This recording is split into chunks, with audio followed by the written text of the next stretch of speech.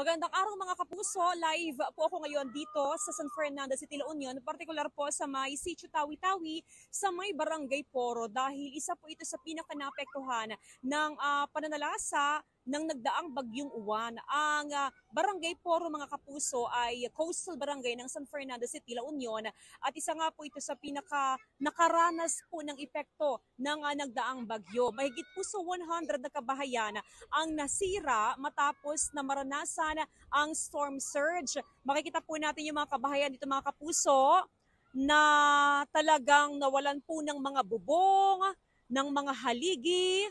Makikita po natin nasira po yung mga, ayan mga kapuso no, mga pader po ng bahay, nasira po yan lahat.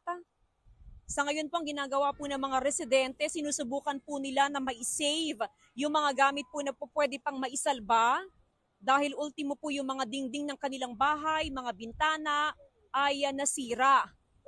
Actually, yung mga bahay na yan mga kapuso ay nakatali na yan. Malalaking mga tali na po yung nilagay ng mga residente para sana maprotektahan yung kanilang bahay sa banta po ng bagyo. At bukod po sa napakarami mga kabahayan po na nasira, ay nasira din po itong kanilang kalsada. Bahagi po ito ng kanilang kalsada dito po sa may Sitio Tawi-Tawi. Makikita po natin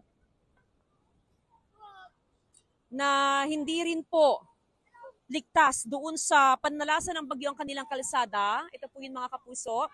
Kaya ang problema ho, yung concern ng mga barangay officials ngayon, in case po na merong mga emergency, ay wala pong madadaanan yung mga emergency vehicle dahil na nga rin mga kapuso sa pagkasira nitong kalsada dito ho sa Sitio Tawi-Tawi.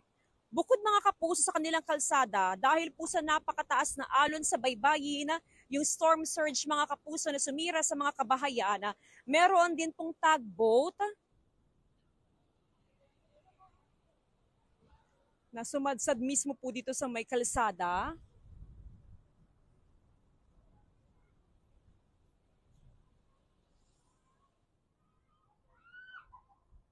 Tinamaan din po yung mga bahay.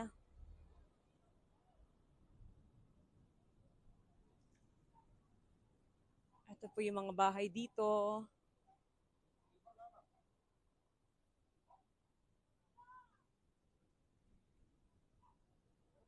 Napakarami pang bahay dito mga kapuso ang nasira. Dahil po sa lakas at taas ng alon sa baybayin. Ito mga kapuso.